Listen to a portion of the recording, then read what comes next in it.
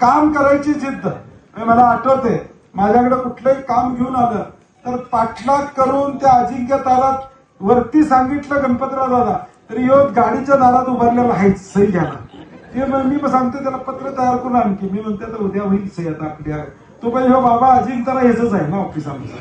हे पत्र तयार करून घेऊनच येतोय खाली सहीला माझ्या ऑलरेडी.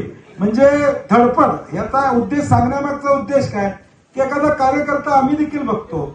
आम्ही राजकारणामध्ये 24 तास काम करतो. सकाळी 8 वाजता हजारो हा वेळ आहे ते आहे पुढे अजून त्याला वेळ आहे. हजारो लोक माझ्याकडे येतात की कामं घेऊन. मी त्याचं अनालिसिस करत असतो कारण की शेवटी माझं हे काम आहे राजकारणात मी आहे.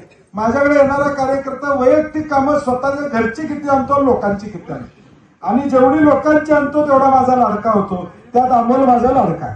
म्हणजे लोकांची कामं ही सातत्यानं घेऊन येण्याचं काम सातत्यानं तो या ठिकाणी करत असतो.